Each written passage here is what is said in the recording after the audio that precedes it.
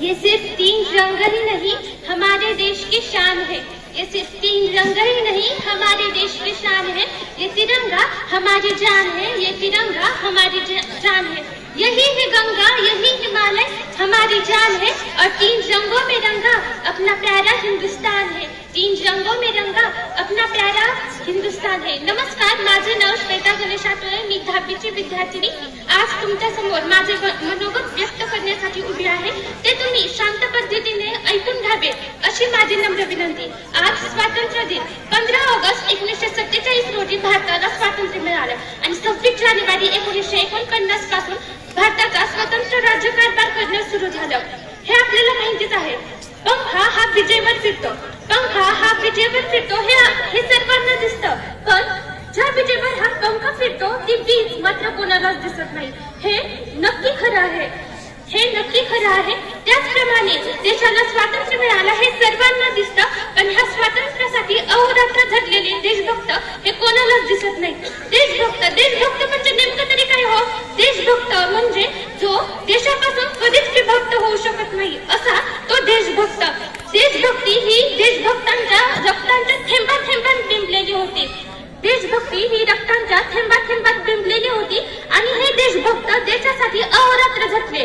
परंतु आजचा माणूस मात्र मैं भला मेरा परिवार भला आणि बाकी सब झिंगालाला म्हणूनच का वागतो याच्यावर देखील नजर ही असायला हवी। म्हणूनच आजचा माणूस हा सर्वात व्यस्त। व्हॉट्सअप आणि फेसबुक शिवाय तुम्हाला दिसलं तरी काय दुसरं? हा डॉक्टर एपीजे अब्दुल कलामांना विचारावा लागला असा प्रश्न हा डॉक्टर एपीजे अब्दुल कलामांना विचारावा लागला। आपण दररोज प्रतिज्ञेमध्ये म्हणतो भारत माझा देश आहे आणि सारे भारतीय हे माझे बांधव आहेत, पण खरंच आहेत का हो हे सारे भारतीय तुमचे बांधव? आणि आपण दररोज म्हणतो भारत माझा देश आहे, इथे सार्वजनिक शब्द आपला हा शब्द न वापरता माझा हा शब्द का वापरला बरं? जरा विचार करण्याची गोष्ट ही, कारण माझा म्हणल्यावर आपण जेवढी एखाद्या गोष्टीची निगा राखतो तेवढी आपल्या म्हणण्यावर राखेल असा नाही। आणि आपण कशी होते देशभक्ती साजरी करतो? दररोज लोटायचं, घर झाडायचे आणि कचरा कुठे नेऊन टाकायचा? सार्वजनिक रस्त्यावर। अशाच पद्धतीने तरी आपण देशभक्ती याचे पालन करतो।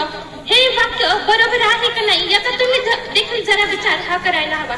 आपण म्हणतो भारत देश हा विविध धर्मांचा संस्कृतीचा देश आहे।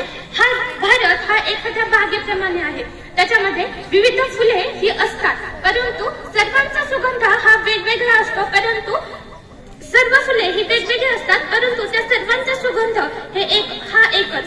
सर्वांचे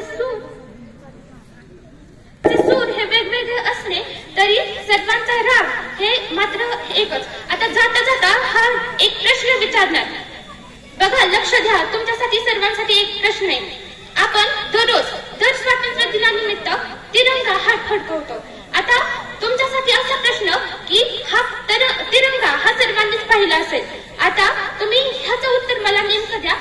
हा प्रश्न फक्त मुलांसाठी नसून शिक्षकांसाठी देखील आहे की ह्या तिरंगांचे डिझायनर हे कोण होते, म्हणजे हा तिरंगा कुणी डिझाईन केला होता? आहे का हे उत्तर कोणाकडे? उत्तर आहे कोणाकडेच नाही, तर पिंगली व्यंकय्या ह्या व्यक्तीने हा तिरंगा हा डिझाईन केलेला होता। आणि हा तिरंगा डिझाईन करण्यापूर्वी ह्या व्यक्तीने 30 वर्ष आर्मीमध्ये काम केले होते। अनेक वर्ष आर्मीमध्ये काम करून 30 वर्ष प्रत्येक झेंड्याचा अभ्यास करून त्यांनी भारताचा तिरंगा हा निश्चित केला होता। एवढे बोलून मी माझे भाषण संपवते। छान, धन्यवाद। यानंतर 10वीची शेवट